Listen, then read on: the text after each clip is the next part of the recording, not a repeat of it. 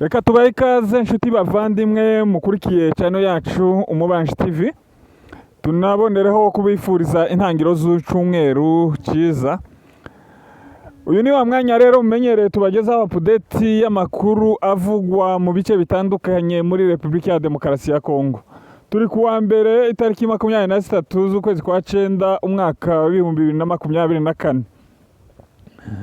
Reka rero tubagezeho ingengo z'ingenzi turi burambure muri update yacu. Turahera muri Goma tubabwire umutekano muke ukomeje kuhavugwa.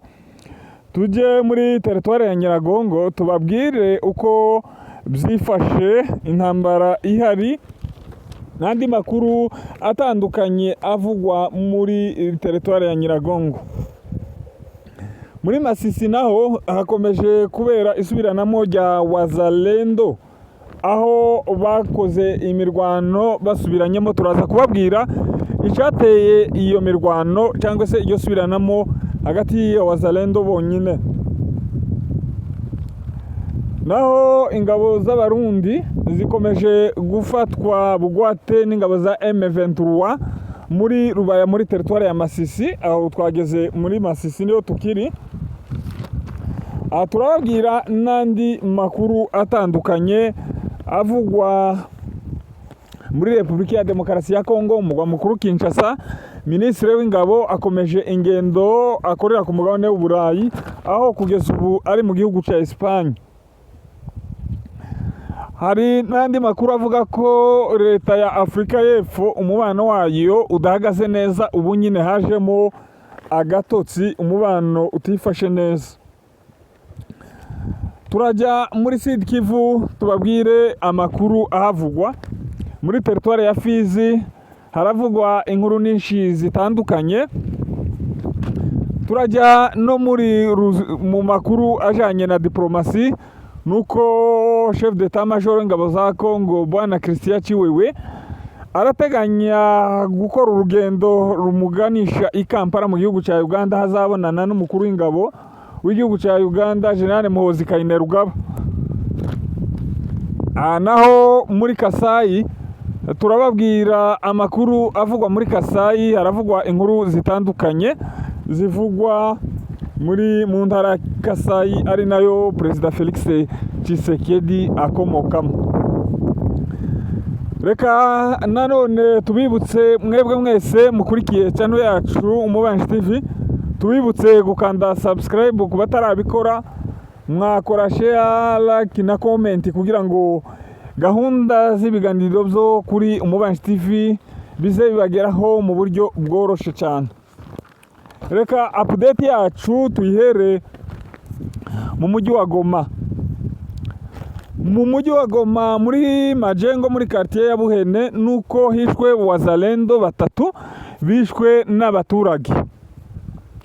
Nyuma yaho Wazalendo bakomeje gukora ibikorwa by'urugomo byo kwica abantu no kubusahura. Abaturage baturiye hariya bafashe Wazalendo, banyagaga abaturage, barafata batera amabuye, birangira 3 bavuye mu mwuka. Ikindi kandi kivugwa mu mujyi wa Goma, tukiri mu mujyi wa Goma, nuko umukuru wa la police akimara gutanga itegeko ko abavuga ururimi rw'Ikinyarwanda bari mu mujyi wa Goma bagomba kwitondera ngo kuko bakekwaho kuba bashigikira M23. Ibyo byatumye abafite ubucuruzi, abafite amaduka mu mujyi wa Goma bibagiraho ingaruka zitandukanye, aho abapolisi baje ku manywa izuba riva batangira gupakira amaduka y'abantu, ibicuruzwa by'abantu babipakira amamodokari, babitwara babinyaze, babitwara ku manywa y'ihangu. Ibi rwose bikaba bibabaje, akarengane gakomeje gukorerwa abavuga ururimi rw'Ikinyarwanda gakomeje kwiyongera. Naho muri Kanyarucinya, mu nkambi ya Kanyarucinya, inkambi iherereye mu nkengero z'umujyi wa Goma, nanone harashwe abaturage batatu barashwe n'ingabo za Wazalendo. Wazalendo baje kunyaga impunzi zituye hariya mu nkambi ya Kanyarucinya, barasa amasasu menshi. Tubibutse ko hari imfashanyo babagenera kandi ni imfashanyo bagenerwa n'imiryango yita ku mbabare. Nubwo iyo mfashanyo ari intica ntikize, Wazalendo ntibagirira impuhwe, iraza ikaza gusahura utwo bahawe. Muri urwo rwego rero mu gusahura barashe amasasu menshi mu nkambi ya Kanyarucinya. Ayo masasu yaje guhitana abantu batatu, abaturage impunzi ziri hariya mu nkambi ya Kanyarucinya. Rero mu by'ukuri iki kikaba kigaragaza kuko igisirikare cya Kongo cyangwa se Repubulika ya Demokarasi ya Kongo ikeneye impinduka. Iki rero kigaragaza intege nke zikomeye za FARDC, igisirikare cya Repubulika ya Demokarasi ya Kongo, mu kwitwara nabi ku nshingano zabo zo kurinda abaturage n'imitungo yabo. Iki ni ikigaragaza rero ko igisirikare cya Kongo cyatsinzwe. Ibi turabishingira ku bice byinshi bigenzurwa na M23, aho abaturage batekanye. Ibice byinshi bigenzurwa na AFC cyangwa se intare za Sarambwe, amashuri yaratangiye, bariga, imirimo rusange yabo irakogwa buri munsi uko bukeye n'uko bwije. Abaturage bararyama baragasinzira, ntawubakoraho, nta n'ubanyaga utwabo. Reka tujye muri teritwari ya Nyiragongo, hafi n'ikibaya, hafi n'umupaka w'igihugu cy'u Rwanda. Nuko umusirikare wa Repubulika ya Demokarasi ya Kongo yavogereye ubutaka bw'u Rwanda, cyangwa se yavogereye igihugu cy'u Rwanda, araraswa. Uwo Muzalendo akimara gukandagira ku butaka bw'u Rwanda, yarashwe amasasu n'ingabo z'u Rwanda ava mu mwuka. Ibi rero akaba ari inshuro irenze imwe ingabo za Kongo zikora bene ibi bikorwa.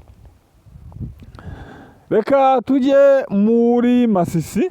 Muri Masisi nuko habayeho gusubiranamo kwa Wazalendo.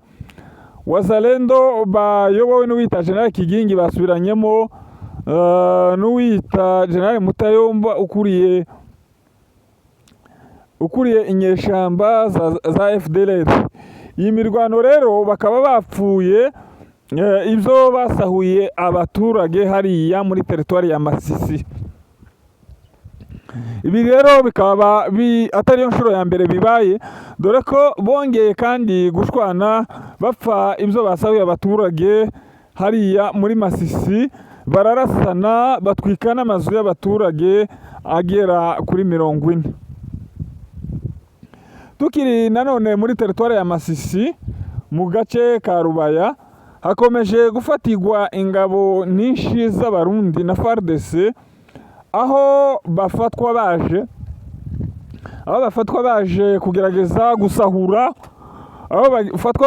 kugerageza gusahura, amabuye y'agaciro hariya mu gace ka Rubaya.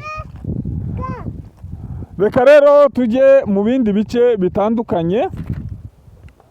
Nuko Wazalendo bafite agahinda kenshi, bababaye kuko hari umukoroneri wabo bishe bitaga Emmanuel Gashuga. Hari umukoroneri wabo warashwe hariya aricwa, abura ubutabazi bwo kuja kumushingura. Umukoroneri bita Mushako yararashwe, ingabo za Wazalendo zisaba ubufasha kuri FARDC, nta na kimwe yafashije kugira ngo uyu mujenerale abashe kuba yashingurwa. Ikindi kandi kivugwa hariya nuko uwo bita Emmanuel Gashuga Habyarimana, uyu nguyu arashakishwa n'igisirikare cya FARDC ngo bamushinje ibyaha yaba yarakoze. Uyu rero ngo niwe uyoboye itsinda ry'abahutu bo muri teritwari ya Masisi. Reka tujye mu bya diplomasi, tube tuvuye mu by'urugamba gato.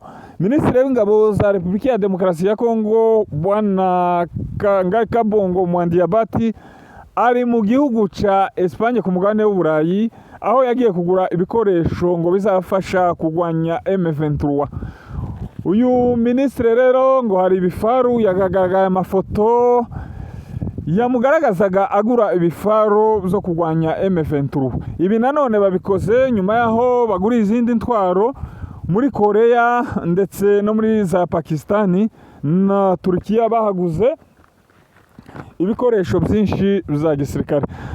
Ibindi tukiri ku bijanye n'abayobozi b'ingabo, Ministre Chef d'Etat Major w'ingabo za Repubulika ya Demokarasi ya Kongo Bwana Christian Chiwewe Songesa arateganya uruzinduko mu gihugu cy'Ubuganda Kampala, aho biteganywa ko azabonana n'ukuri ingabo za Uganda Bwana General Muhozi General Muhozi Kainerugaba ari n'umuhungu wa Perezida Museveni. Barateganya gukorana ikiganiro aho bazaganira ku bufatanye busanzwe buriho hagati y'ingabo za Repubulika ya Demokarasi ya Kongo n'ingabo za UPDF arizo za Uganda. Bahuriye mu itsinda bise ngo ni Shuja, ni igikorwa bahuriyemo cyo kurwanya inyeshamba za Uganda bita ADF NALU. Reka tujye muri Sud Kivu. Muri Sud Kivu mu mujyi wa Baraka haravugwa ishwa ry'umumotari wishwe n'abaturage bahariya mu mujyi wa Baraka. Ico bamujije ngo atwara abanyamurenge ku mamoto, akora umuhanda wa Bibogobogo na Baraka. Ibi rero byamuviremo gupfa ngo kuko atwara abanyamurenge. Ikindi kivugwa muri territoire ya Fizi mu gace ka Mikenke, habaye ubwibzi bw'amatungo matoya y'ihene. Abo mu bwoko bwa Furero ngo bibwe ihene, bituma barakara cyane ngo babishinja abanyamurenge ngo nibo bakoze ibingibi. Rero ngo batangaje kuko ngo izo hene nizitaboneka ngo bari buze kwihorera. Ibi rero ngo bikaba byongeye kuzana agatotsi hagati y'amoko y'Ababembe n'Abafurero n'abanyamurenge bari hariya mu nkambi ya Mikenke. Naho muri Kasayi haravugwa isenyuka ry'amazu yasenywe n'imvura. Imvura nyinshi ivugwa muri Kasayi, hari umugezi wuzuye wangiza amazu menshi arasenyuka. Reka update yacu tuyisoreze mu makuru y'imikino. Ku munsi w'ejo muri Premier League, ni shampiyona ikundwa n'abantu benshi, haritezwe umukino ukomeye hagati y'ikipe ya Man City n'ikipe ya Arsenal. Umukino wari ukomeye cyane, warangiye ari ibitego 2-2 hagati y'ayo makipe yombi. Naho undi mukino wabanjije ni hagati y'ikipe ya Brighton n'ikipe ya Nottingham Forest, nawo warangiye ari ibitego 2-2. Reka update yacu tuyisoreza aha ngaha.